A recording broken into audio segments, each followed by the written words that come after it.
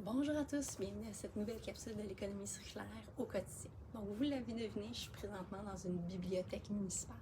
Pourquoi? Vous parlez à quel point les bibliothèques participent à l'économie circulaire par la stratégie d'économie de fonctionnalité. Donc à la bibliothèque, on n'achète pas un livre, on loue sa fonction. Donc la lecture, la culture qui va être dedans, c'est ça qu'on va pouvoir se procurer plutôt que l'objet en tant que tel.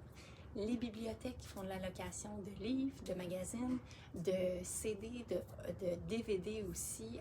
Il y a certaines même bibliothèques qui font de la location d'outils.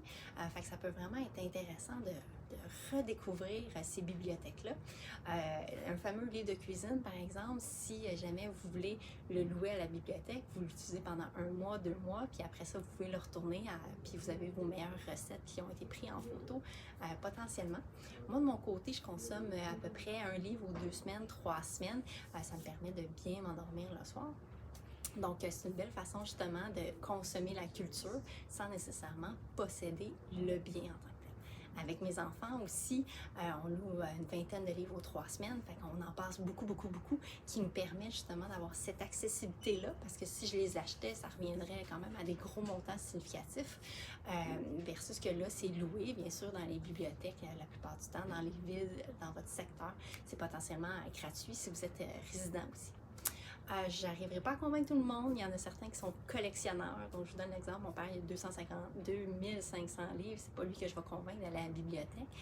Versus ma soeur, elle, qu'il y a certains livres coup de cœur, là, vraiment, là, qu'elle veut être capable, si on est mardi soir, 11h le soir, qu'elle va être capable de lire pour retourner dans son livre coup de cœur. Donc, elle a peut-être une dizaine, vingtaine.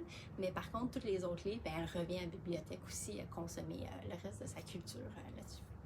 Le seul point négatif à la bibliothèque, c'est concernant le droit d'auteur. J'aimerais vraiment que le droit d'auteur soit fait en fonction de l'emprunt, dans le fond, à la bibliothèque de ces livres-là, pour que les auteurs soient vraiment rémunérés en fonction du nombre de personnes qui puissent le lire, donc absorber cette culture-là, puis d'apprécier leurs différents livres.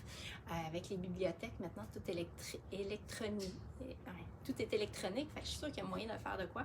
Si jamais il y a une volonté politique, je pense que ça serait vraiment pertinent pour que les auteurs soient vraiment rémunérés à la hauteur, justement, de leur talent. Alors voilà, si vous aimez toujours mes capsules, n'hésitez pas à vous abonner à ma chaîne. Ici ensemble, on change notre économie pour une économie circulaire. Bonne journée à tous!